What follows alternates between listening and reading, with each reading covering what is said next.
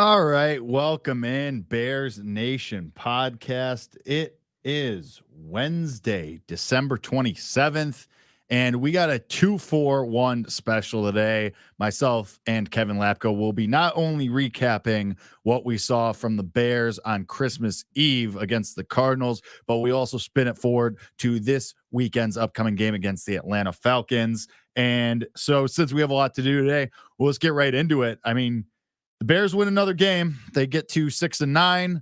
They are still firmly within the top 10 of the draft with their own pick. The Carolina Panthers hang on to lose against the Green Bay Packers, so they still own the number one pick, which will, of course, be going to the Bears thanks to last year's trade of the number one overall pick that landed you this upcoming pick and also a guy named DJ Moore. But it started again, a very, I don't want to say controversial game in that the quarterback performance was fine. You won, and there's a lot of context that needs to be added, as specifically and most importantly, that DJ Moore gets hurt on the first play of the game and is then basically ineffective for the rest of the game. He heats up the ankle, goes to the Blue Medical tent, gets it wrapped, comes back into the game, but has a couple of catches. Is clearly not the same, clearly not running the same, clearly not cutting the same. And then Cole Kmet has an awesome game regardless in the first quarter.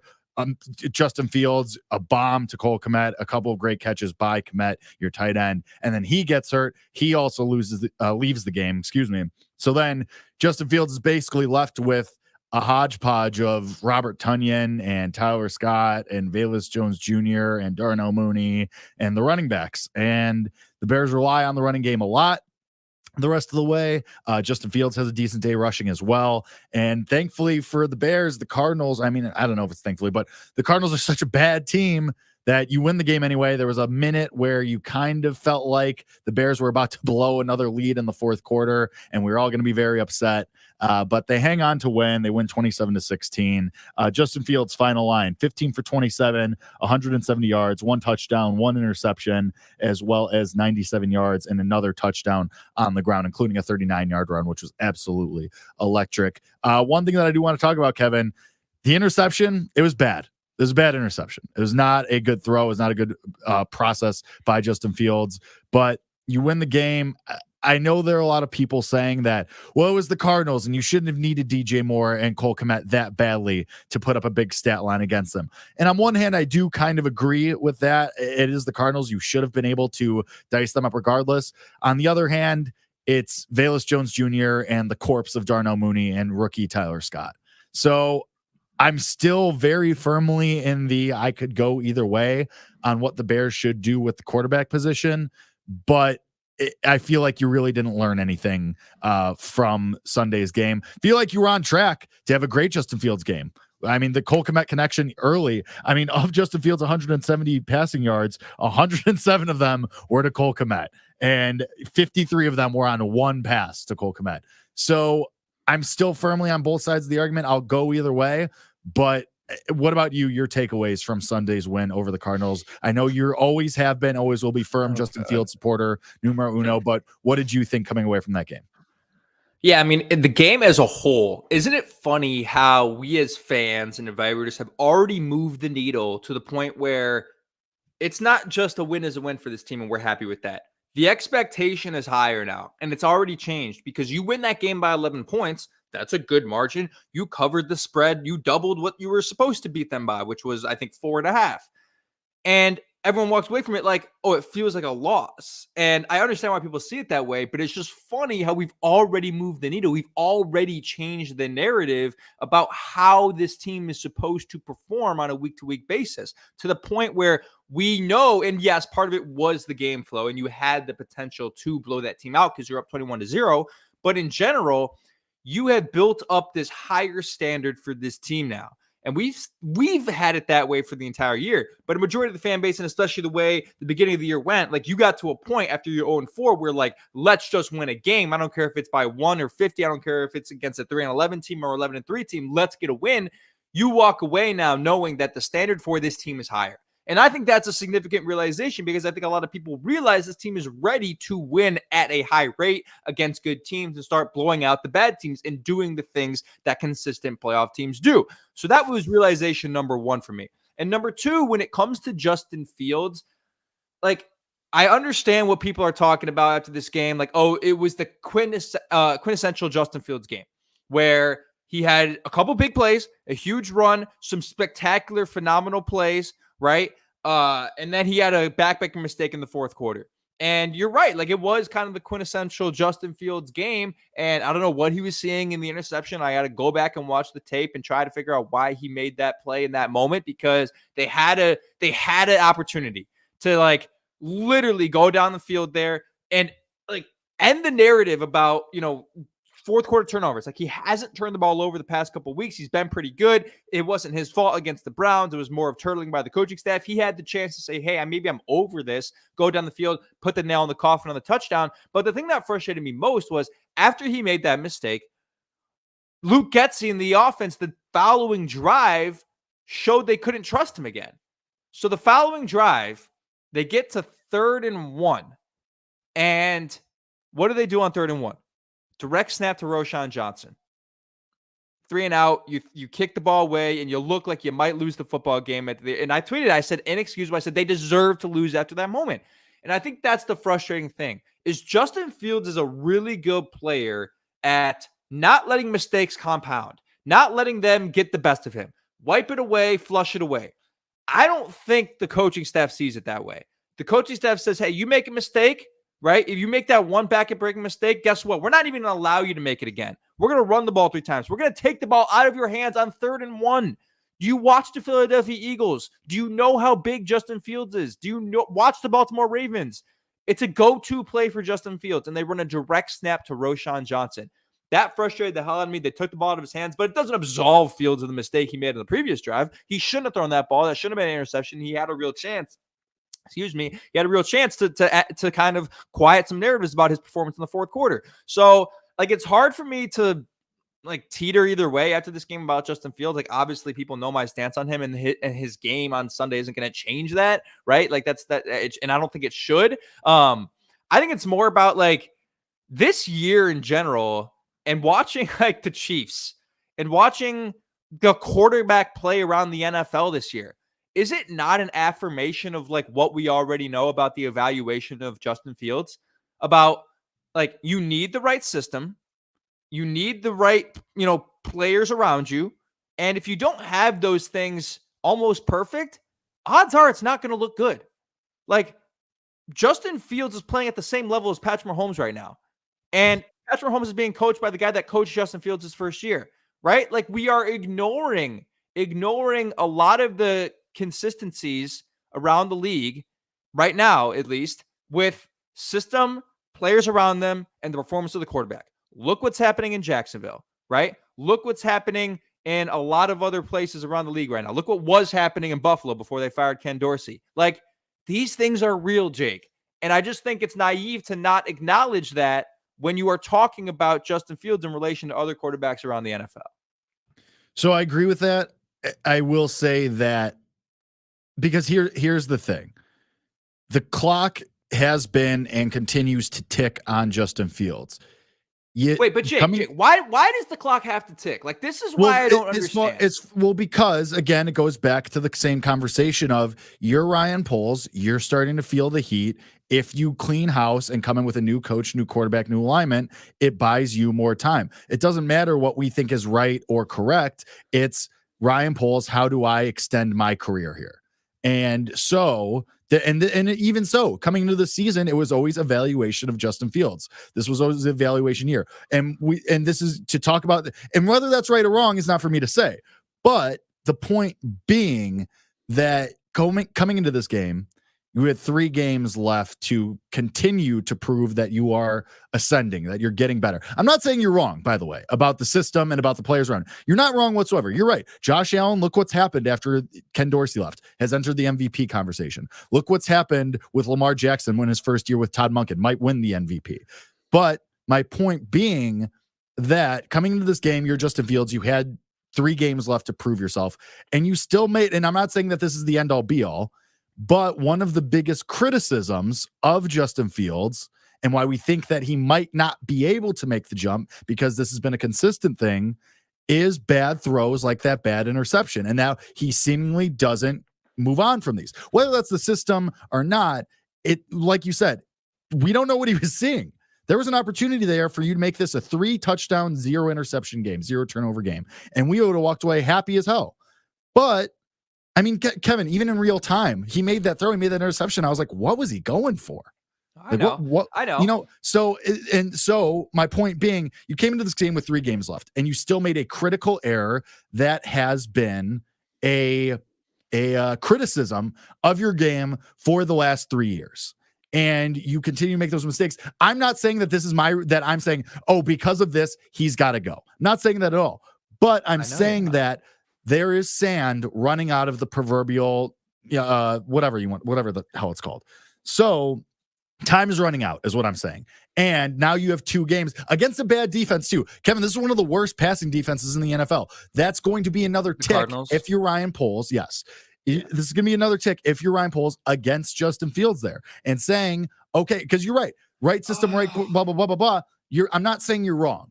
You're absolutely correct. The downfall of Patrick Mahomes this year has been the epitome of that. I'm not saying you're wrong, but looking at this as if you're Ryan Poles is another tick in the box of why it's going to be appealing to start over coach and quarterback. Not saying that's right, not saying it's wrong, but Ryan Poles has to be sitting in his office now saying, all right, like that he's still doing it after whether he thinks that Luke Getsy is wrong for the job or not.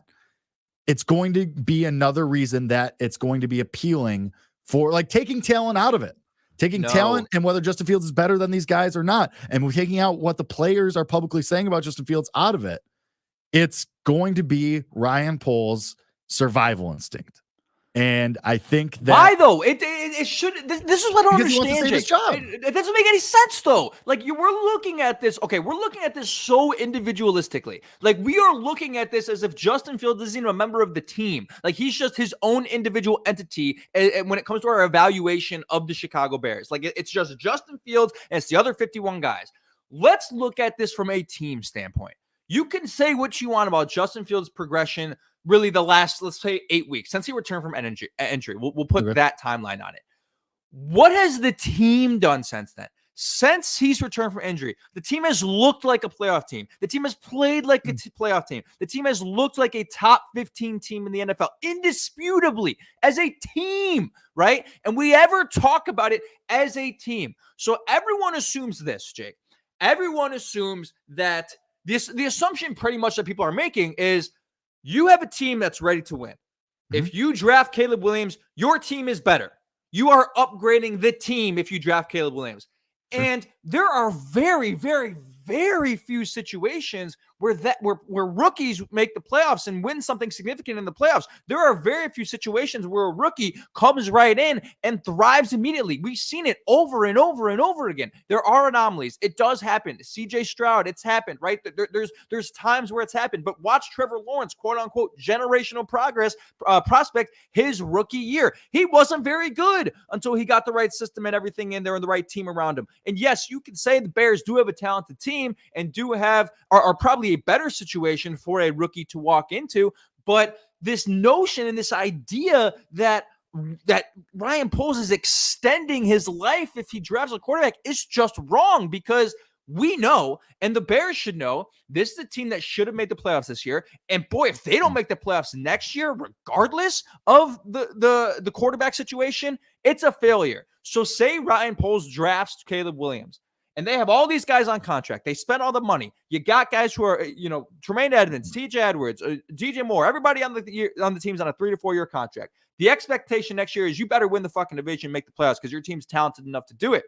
If you draft a quarterback and you don't make the playoffs next year, it is a failure. You are fired. You're done if you don't make the playoffs next year after everything that's happened, after the upgrade you've made. Oh, that is the standard. And if you argue that's not the standard, that's fucking embarrassing, man. So I don't understand the idea that just because they select a quarterback with number 1 overall means Ryan Poles is locked in for 4 years and he has all this job security. Well, not saying 4. 2 years. Yeah. I think it buys him an extra year because to your point, if you run it back with Justin Fields and you don't make the playoffs, you're definitely fired. Hundo P. You're fired either way if you don't make the playoffs, I think. I don't know because Ryan Poles going to be able to walk in. Because you just said, how often do rookies walk into a situation and go to the playoffs, let alone win a playoff game? All right, then don't draft the fucking rookie. That's your fault then for drafting the rookie. Well, so if you're 9-8, though, that's a substantial improvement from the last 2 years. That's more wins than you're likely to have. Right. If you go 9-8 with a rookie quarterback, failure. Then you're Ryan Poles and you say, hey, first year over 500 finally, nearly, if not more, wins this season with a rookie. And then in the previous 2 years combined, now we can go to the playoffs next year. Now we're ready. Unless, even if you miss the playoffs, you're right. But if you run back Justin Fields and you go 9-8, you're definitely fired. So, and I'm not saying that it's right or that's what they should do. Again, I could go either way, but I'm just saying that if you're Ryan Poles and if you go 9-8 or even 8-9 with a rookie, you're able to walk into Kevin Warren's office and say, hey, we improved. We got better. Now we're ready. Now we go. For this team. You watch this team the last 8 weeks. You've seen what this team can do. You know this team has the talent before they can. I'm not lowering the standard. I'm saying you're saying you're content with 9-8 next year. I'm saying if you do that, I didn't say I was content with that. I'm saying if you're Ryan Poles and that's what happens, you have the argument for another year of your job. If you run back Justin Fields and you go 9-8, you're fired. So I'm not saying that I'm content with it. I agree with you. The pieces around this team, the defense and specifically, are playoff caliber. But if you are Ryan Poles and you think that Justin Fields can't take care of the ball, or if you value Caleb Williams higher than Justin Fields from a talent, then you're probably drafting one of those guys because you think that you can't get over the hump with Justin Fields. And then with a rookie, you buy yourself 2 years and then you bank on that second year getting over the hump. If second year you get fired, fine, but you bought yourself an extra year, another year of salary. You tried. That's what I'm saying. It's ridiculous. It's honestly, it doesn't make any sense. Now, I'm not eliminating the possibility of Caleb Williams coming in and making this team better. Like that is all just as much of a possibility as it is that he comes in and isn't as good. There's a possibility that he comes in and is great if they do that. There's 100% that possibility. We talk about the anomalies with CJ Stroud and some of the other quarterbacks in recent history. And yes, it does happen, and it can happen with the right situation, right? But when you look at the team, and let's talk, we're talking about the team. And when we talk about the team is better. The way they're currently constructed, they're better. They're ready to win. And if you were to add this, Jake, you add the fifth most cap space in the NFL. I actually don't know what it is. I have to check what exactly their cap space is. We're going to have to talk about that number all offseason. Probably should know it.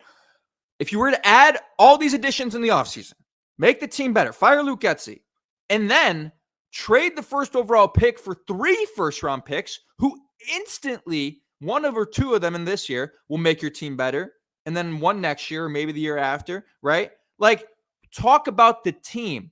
You have a chance to make the team better significantly by doing something particular with the number 1 overall pick. And I don't like how we've totally neglected that mindset. And we've talked about it so individualistically as if Justin Fields isn't a player in a role and a contribution to this team growing. So it's not just a plug and play. That's not how things work. It's rarely how things work. You grow as a team.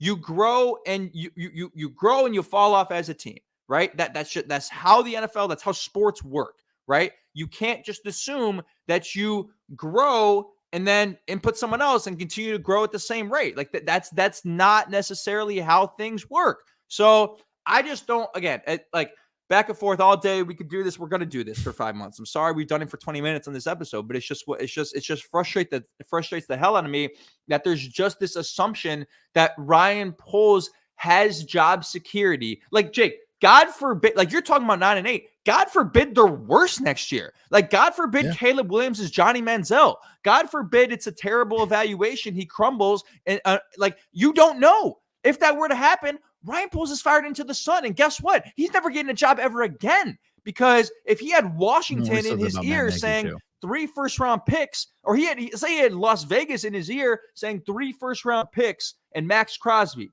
And he said, nah, I'm going to take Caleb Williams. And Caleb fails his first year, fired. You're never seeing a job in the NFL again, buddy, if you make that mistake. So, like, it's a tough decision for him. And it's almost just the safer route to keep Justin Fields. And I don't know. Again, we don't know what'll happen. And I want people to understand this too. Because I had a tweet go viral about I compared Justin Fields to Lamar Jackson, their stats this year. Did you go viral? I did. I had like 500,000 or 500,000 views on the tweet or whatever, 3,000 likes. I made people real mad on Christmas night, even though I wasn't really stating opinion. I was just comparing stats. But I compared Justin Fields' stats to Lamar Jackson's in the 2023 season. I said, all right, one's about to win the MVP. Or not the 2023 season, sorry, their last 17 games, because you can't. Justin Fields missed 5 games this year. I said one's about to win the MVP, the other one's questionable about the future of the franchise. Justin Fields has 5 more touchdowns this year. He's only got 250 less yards. He's got 4 more giveaways, but if you take away the 2 interceptions in the Browns game, he's only got 2 more giveaways, and then he's got a 10-point less passer rating, which is actually pretty significant. 10 points a lot in passer rating, but I think he has 84.7. Lamar has like 94.2. But I said the margin between Justin Fields and the best quarterback in the NFL right now is not significant enough to move on from. And when you watch Lamar, and people, eye test, eye test stats, blah, blah, blah, blah. You nerd, stop looking at analytics, watch the eye test. Okay, the eye test reaffirms my point. You could easily watch Lamar Jackson on a nightly basis and say, oh yeah, Justin Fields can be that. Justin Fields has a stronger arm. Justin Fields is faster than Lamar Jackson. He clocks in faster than him on next-gen stats. Like, when I watch Lamar Jackson, I'm like, oh, yeah, Justin Fields can be that. It's not like you watch Lamar and think, oh, Justin Fields cannot be that. What are we doing? But nonetheless, what I was trying to say was, like, if the Bears draft Caleb Williams, I'm all in on Caleb Williams. Like, I'm not going to have a vendetta against Caleb Williams. I'm going to want Justin to succeed wherever he's at, unless he's within the division. But I'm going to root like hell for Caleb Williams. I think people look at people who defend Justin Fields and think, oh, if they draft a quarterback, they're going to be miserable fans. No, that's not the case. I just think what's best for the team financially, what's best for the team overall, what's best for the team in general, as far as winning now, is keeping Justin Fields. And I almost think it's indisputable at this point. Indisputable is the wrong word. At what point do we have to stop using the last 17 games metric? Because he plays 17 games healthy. I mean, what do you mean? Until he plays a full season healthy? That's the metric you have to use. Because if you were aggregating stats, that's what you have to use. It's just like, for me, it's like we're about to be in week 16 here, and it's just, it feels dumb, I guess, for lack of a better term. How many games has he played this year? But I mean, he's played what, 13? Out of 15, like, you missed 2 games, so you take 4 from last year. He's played like 10 games this year. He missed 5 games. Was it really 5? He missed 5 games this year. Remember, he was supposed to go on IR. He didn't go on IR. He's played 1, 2, 3, 4, 5, 6, 7, 8, 9. He's played 11 games this year. Yes, remember? He missed 5. He missed a whole month and a half. Not a month and a half. He missed a month and a week. Not feel like that long. So that's why you have to take 17 games. He's only played 11 this year. So if you were to take total stats, obviously you can't compare them. I guess it just feels like moving the goalposts, kind of, when you use that. I don't know. I've always had a problem with that. That's probably just a personal thing. Nobody cares about this. I get it. I mean, we're going to talk about it for the next 5 months, like you said, 4 months, whatever. It's just very convoluted, and I don't know. But the important part to remember, and this goes for everybody, is that no matter what the Bears do, whether they keep Justin Fields, whether they draft Caleb Williams, the important thing for all of us collectively to remember is that it's the Bears, and they're going to screw it up regardless. So can't wait to win 6 games next year, regardless of what happens. It's going to be really fun. Hope everybody's ready for that. I'm already prepared for them to screw it up. And I indulge everybody to join me in that, because misery is what the Bears do. And they screw it up regardless of what they do. Well, the way they could screw it up is, I think they're going to keep Eberflus. I think they're going to keep Agree. Eberflus, but I think they're going to fire Luke Getsy. I think that will happen. Yeah, they're gonna bring in new assistants and they're gonna keep Eberflus because of the locker room gravitas or whatever. Which isn't the worst thing in the world. Like it's not the worst thing in the world. Obviously, like I don't know if you have to nail the assistants. You have to nail the assistants. You have to nail the assistants. You know, I think it's a really good example of that. Sure, go ahead. The 2022 Philadelphia Eagles, right? Like seems like a really good example of maybe the assistants being both better coaches than the head coach and having a significant impact on the team. But then the problem becomes, okay, if that happens to you and you lose both your assistants, you really trust this guy to nail it again a second time? And that will happen. Problem with that. Like if pick your guy. Well, also like I do not want to rule out the possibility of this. If the Washington Commanders fire Ron Rivera and choose not to elevate Eric Bieniemy to head coach and say, hey, we're going to draft the quarterback. We're going to do the clean slate thing. We just got a new owner. We're going to do that whole thing. And Eric Bieniemy doesn't get head coach interest throughout the league like he hasn't for 4 years, but wants to upgrade at a place at offensive coordinator. Why not the Bears? It makes way too much sense. We know he likes Justin Fields. He has experience and history with Ryan Poles. That I think would be the best option if you were to go the keep Eberflus upgraded offensive coordinator route.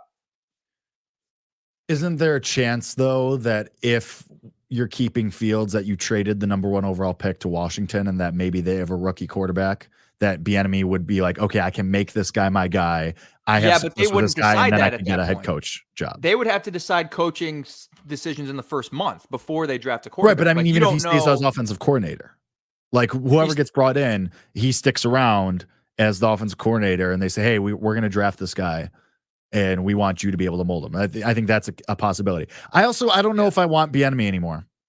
There's a reason this guy can't get head coaching jobs. There's I don't know. It's Sam Howell. He put up big stat lines, but he's getting benched for a reason. I don't know if Eric Bieniemy is as attractive of a candidate for any coaching position as he was 2 years ago. And I mean, and you could look at what happened to Mahomes after Bieniemy left. Sure, I'll hear that argument. There's something about in the NFL why guys don't get these shots. And whether that's right or wrong, it's not up to me to say. But for a guy that's been interviewing for head coaching jobs for 4 years and had to go to Washington to be an offensive coordinator, I don't know. Something feels weird about that to me. I could be wrong. I could be the idiot, but I don't know. I'm not going to be banging the table for Eric Bieniemy, and as T3 put in the podcast in the chat, Poles already passed on him once. Don't know why he would go back to him again. Well, and he wasn't part of the top 3. Yeah, agree. Yeah. Again, we have to remember that Ryan Poles didn't get to do a full search. But also, could have hired him as offensive coordinator. I don't know. Whatever. This is getting way too in the weeds. Let's talk about the game that's going to happen this weekend against the Atlanta Falcons. The Bears are favored once again. They're 3-point favorites against the Atlanta Falcons. I think if you don't win this game, you should win this game easier than you won last week's game against the Cardinals. That's not true. The Falcons are so bad. Arthur Smith and Taylor Heineke. Arthur Smith and Taylor Heineke are not better than Jonathan Gannon and Kyler Murray. Sorry. Yeah, but the rest of the team is actually really good. Are they though? Yes. With those two bozos, I don't know. They have one of the best offensive players in the NFL that they don't use correctly. Yeah, they started to use him a little bit last week. He had 50 Great, yards. We've seen that. We've seen that before, though. We've seen Arthur Smith use Bijan for one game, and then for 4 games he disappears. We've seen that multiple times this year. It's true. Hasn't used Kyle Pitts or Drake London yet either. Still, same thing with those guys. They'll have one big game and then they disappear for 5 games. They get sent to Guantanamo. Arthur Smith is a moron. I'm not the biggest Matt Eberflus fan, but he's better than Arthur Smith. Yes, that guy stinks, baby. I think at home, you win. The Falcons are a different team on the road. They lost to the Panthers on the road 2 weeks ago. I think they're also a different team with Taylor Heineke. But yes, they are a different team on the road. The thing that you're dealing with the Atlanta Falcons is they're going to keep it. They're going to likely will keep you in the game because they have a really good defense. Let me read the defensive statistics for the Atlanta Falcons. I don't think people realize this about them. I think they look at them and they always make this, the label for the Atlanta Falcons is, crap ton of talent and no way to use them. And that's the case with Kyle Pitts and Bijan Robinson and Drake London and, all those guys on offense. But defensively, They're good. 6th in opponent points per game, 9th in opponent yards per game, first in the NFL in opponent red zone scoring percentage, 2nd in the NFL in opponent TDs per game, 3rd in the NFL in opponent third down conversion percentage, 9th in the NFL in opponent fourth down conversion percentage. Like, this is a team that is good defensively. The Bears will not blow out the Atlanta Falcons. I don't think it's going to happen. And it seems like they have to blow them out, but this should be a game you win like easier than you won against the Cardinals. Like, there shouldn't even be the thought of a comeback. Like with the Cardinals game at the end, you thought, okay, they might blow this. Like, that shouldn't even be a thought here. And it's the Bears, so they'll probably just lose now. But it's like the Falcons are bad. I rate the Falcons worse than the Cardinals right now. Wow. Okay. Just because their offense, like their offense is that bad. Their offense scored 29 points last week. Like their offense is bad. But that's my point. But like, okay, they show these glimpses of being able to use these guys. Like, we've seen this already this year with the Falcons. Like, they do this, and then Arthur Smith completely, like, he tries to prove something that, like, oh, well, we won this way last week, so now let me do it this way and prove what a genius I am. Let me run Tyler Algier 47 times this week. That the guy's a weirdo. Like he doesn't do things in a linear fashion. It does not make sense. Yeah. I mean, I agree with that. I do agree with that. I do think to an extent Taylor Heineke like ignites them and is like, oh, yeah, it's like fresh blood. But like, there was a significant. He did that the first game that he came in for them for Ritter earlier in the year, and then he fell off the second game. And it's like the same trend we've seen with backup quarterbacks, except for Joe Flacco. I was so wrong about Joe Flacco the entire year, where guys come in and they kind of fall off. It just happens so much. But the way that it favors the Bears is the Atlanta Falcons are 2nd in the NFL in rush play percentage. If they don't get the run game going, they're dead. And they're playing a team that's 3rd in the NFL in rushing defense, right? And the Bears are just incredible right now against the run. Gervon Dexter has been a revelation. We know how good Andrew Billings is. Obviously deserved the contract extension. So if the Falcons' game plan is, hey, we're going to run all over you with whether it is Bijan Robinson or Tyler Algier, and we're going to limit the amount of passes that Taylor Heineke is going to make, you're probably not going to do so well against the Chicago Bears, because this is just what the Bears do. This is how they take you out of the game as of late defensively, is they're going to stuff the run. They're going to make you try to expose them in the air. But guess what? They also have a really good secondary that's like top 3 in the NFL in interceptions. So Taylor Heineke is probably going to throw the ball away a couple times this game. Kyler Gordon's playing like an absolute dog right now, Pro Bowl player who's going to – Jalen Johnson's going to lock down Drake London. Kyler Gordon's going to be all over, whether it's, Kyle Pitts or – excuse me, or Bijan Robinson out of the backfield as receiver. Like, I think they're going to be able to neutralize the weapons of the Atlanta Falcons, but it does feel more of like this could be a 2017, 21-14, like something kind of close, like another game where it's going to come down to the fourth quarter. Who's going to make less mistakes at that time? How big is your lead at that time? Do you have the margin of error at that point to make mistakes? So I look, the Atlanta Falcons aren't a team I'm just going to look by. Like, I'm not just going to look past them and be like, oh, this should be a win. Like, they can upset you, but they also can get blown out. Both things are in play with the team as ambiguous and the team that's sort of an enigma on a week-to-week basis, like the Atlanta Falcons. Yeah, I mean, this might just be a defensive slugfest, like where it's just a gross game that's like, I mean, like the Falcons game a couple weeks ago, where it's just like 9-7, and it's just disgusting, and you hate every second of it. I think that, though, like you say, the Falcons defense is actually decent. Like, another test for Justin Fields. I mean, it's at home. It's going to be, I mean, what's even weather? What are we looking at? Yeah, here? I saw that. I just looked it up. 34 degrees and cloudy. So we're not expecting rain, but I was thinking about going. I was thinking about heading over to Soldier Field just because, New Year's Eve, I'm not really doing anything till like 10 p.m., but could be the last time to watch Justin Fields at Soldier Field. I've only seen him once, so I think it'd be fun if it was his last time playing at Soldier Field to be at that game. We'll see if I actually make it down there on a 34-degree day by the lakefront, but yeah. I think it would be interesting. More power to you to go see, two bad teams. And the Bears aren't bad. The Bears are not bad. Like, you can't. Okay, let me put it this way: a game that means nothing. A game that means nothing.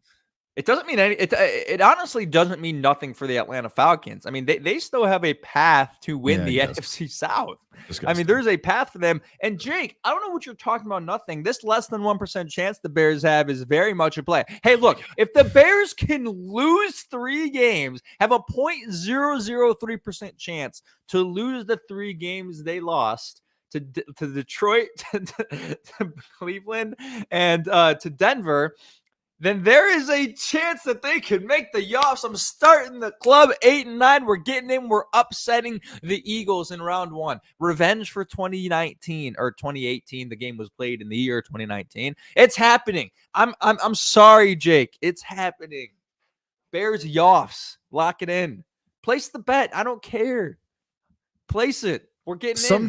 Sometimes it's really hard to believe that you're a real person that like exists and goes around like in society.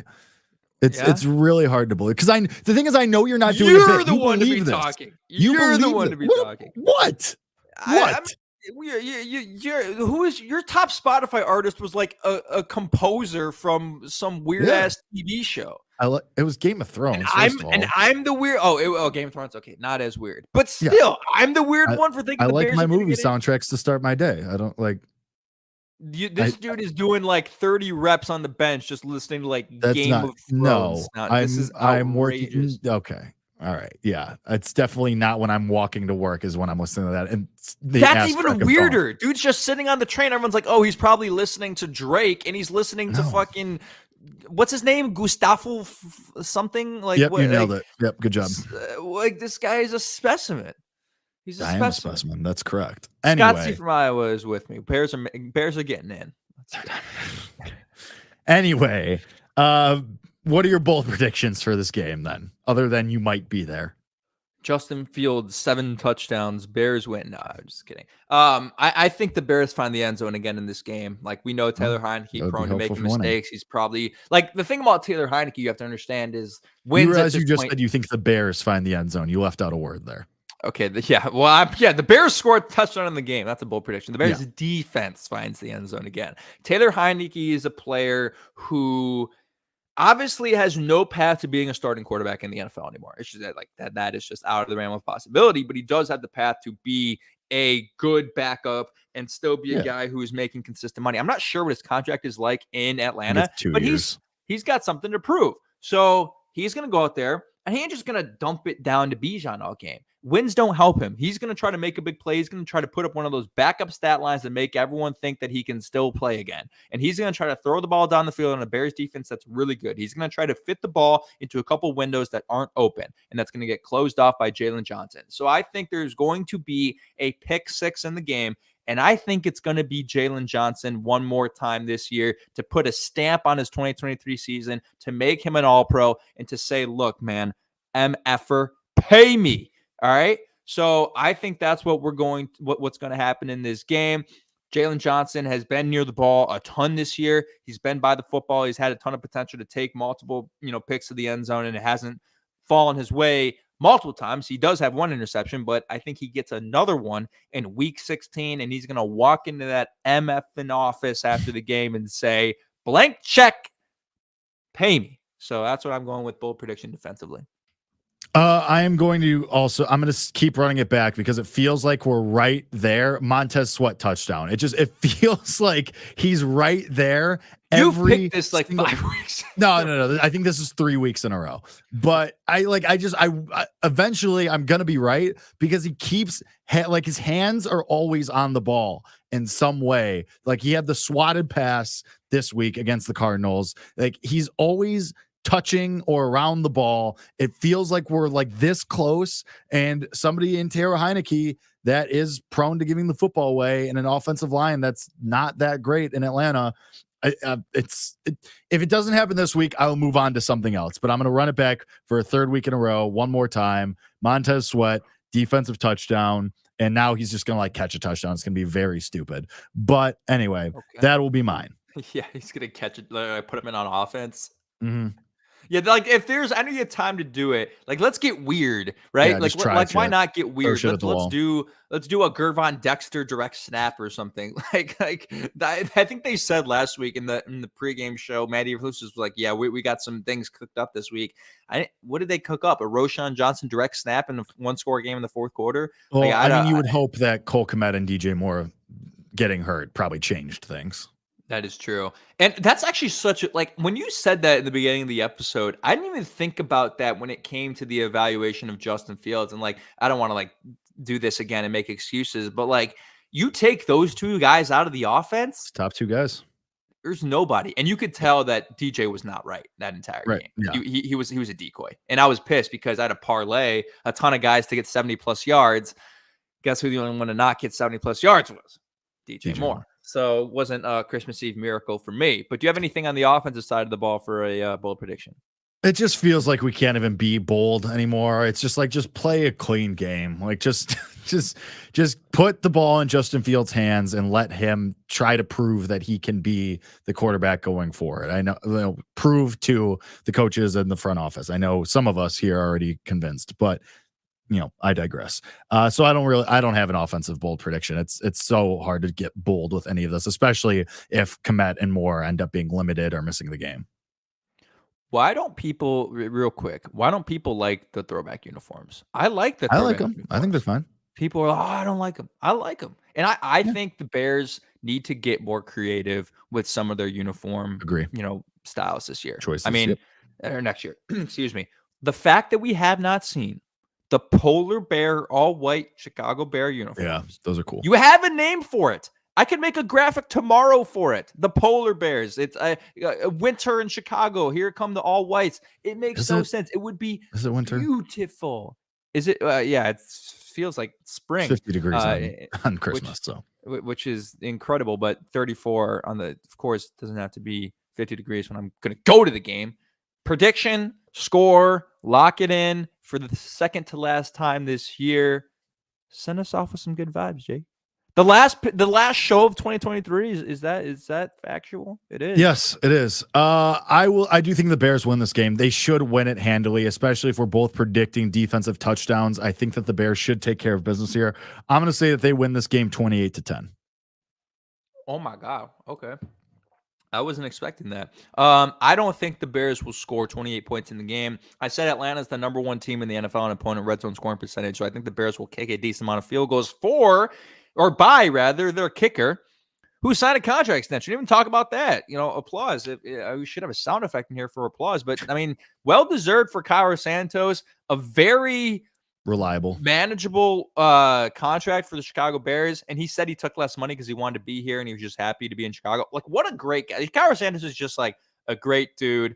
Love that for him. Anyway, I think the Bears kick a lot of field goals. I think they win the game 23 to wait. That was a score last week. I can't do that. 23-14. 23-14. Bears win. So I know I talked about the Atlanta Falcons being decent and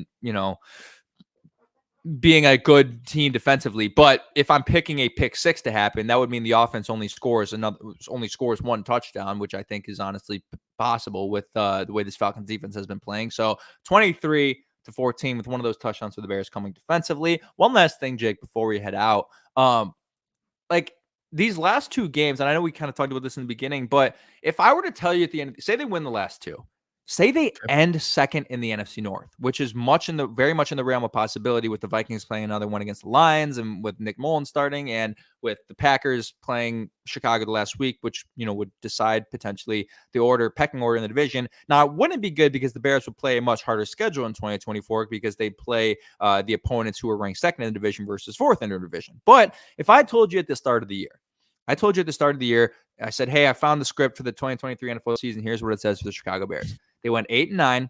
They were second in the NFC North to the Detroit Lions, which we kind of expected. They had three huge blown leads that statistically were impossible that they could have won. The defense was really, really good. They lost Fields for 5 games, and they still went 8-9. What would you think of that if I told you that at the start of the year? Like if we told you that in our opening episode the week before the NFL started, and I said, hey, this is what's going to happen, and I gave you your honest reaction, what would you say? Pretty successful. I mean, I was on this show. I mean, our season preview, I think I predicted exactly 8-9, or maybe even 7-10. So, I mean, I'm on track to be correct. So, for what I think I said 8-9. I might have said 7-10. I believe you said 8-9. So, I mean, it's a success. You go for that's a 5-win improvement. Like, that's a success. I still don't know that confirms Justin Fields is back, but it definitely helps his case for sure. And I think you still draft a quarterback regardless, whether it's number 1 overall or in the 3rd round. I think you're drafting a quarterback regardless. I think we're aligned on that at the very least. So, yeah, I mean, it's a 5-win improvement. You're probably you need a new defensive coordinator, obviously. Probably changing the offensive coordinator. And like you said, you're probably thinking that you can get to the playoffs next year. And you should be thinking that. So it's just interesting. It's just interesting because like we wouldn't think it is interesting that you've doubled your win total from last year. You won 3 games last year. You've already won 6. You're gonna more than double it. And it feels like a season where you've won 3-4 games. It's very interesting that way. And in a season where the backup started 4 games. It's interesting. Yeah. It's just, again, it's because the expectations are always high for this franchise. Like we know that when you're a charter franchise of the NFL and you're your Chicago Bears, but just with the way this team has played, you have come to the realization that this could have been a team that could have reached its ceiling like I predicted, right? Yep. Like, and now I don't feel so bad about predicting the Bears to win 11 games or what I think my final was 10 or maybe 11. Yep. Like, I don't feel so bad about that because you know that the team had the potential to do it. So I don't know, just a significant realization. I still think it's like the difference between if they lose the next 2 games, 6-11 and 8-9 is like, that is different because if I told you at the start of the year, hey, I found the script and the Bears went 6-11 and all these things happened, you'd be like, yeah, okay, that's not good. So there's still meaning to these games as it pertains. You would say what? You still think I would have believed it. I would have been like, yeah, like I see how that happens. Yeah, definitely. But maybe not in this way, but all right. Should I go or not? Should I go? Should I go to the game? What do you think? In the chat, people locking in. Should I go to the Bears game on Sunday? Potentially last time to see Justin Fields in Bears uniform at Soldier Field. Should I go do that or should I not? 34 degrees by the lakefront. It's going to be cold. I'll layer up. I've been to colder games. It is New Year's Eve. I'm going to get I'm going to probably drink some beverages not of the alcoholic variety in the evening. Am I seeing you that night? I don't know. Am I? I don't know. Are you? I don't know. We'll see. I don't know what you're doing on New Year's Eve, but you never know. Wow, this guy doesn't pay attention to the kickball group chat. You hate to see it. That I did see that. Probably not. Oh wow, boo. All right. Well, I wouldn't, but if you want to see Justin Fields potentially for the last time at Soldier Field in his Bears tenure, at least, then sure, go for it. I don't know. Do whatever you want. Do whatever makes you happy. If you think you're gonna have fun. I mean, we both think they're gonna win, and you love Justin Fields, and you're a huge Bears fan. If you think you're gonna have a good time, why not? I don't know. Screw it. The tickets probably are not gonna be that expensive. No, they're not. $44. But I mean, even if you wait till the last second, I bet you that goes down to 30. Like honestly, if you wait till Sunday morning, bet you it goes down even more. So sure, do it. Just do it. Who cares? What do you have to lose? It's Sunday morning, and I assume you're not working Monday either. So, all right. No. Well, we will see you next week. For myself, for Kevin, we'll be back to hopefully recap a Bears win. We'll see how that goes, but maybe Kevin can give us some stories from Soldier Field. Until then, this has been Bears Nation Podcast. For myself, for Kevin, we'll see you next week. And as always,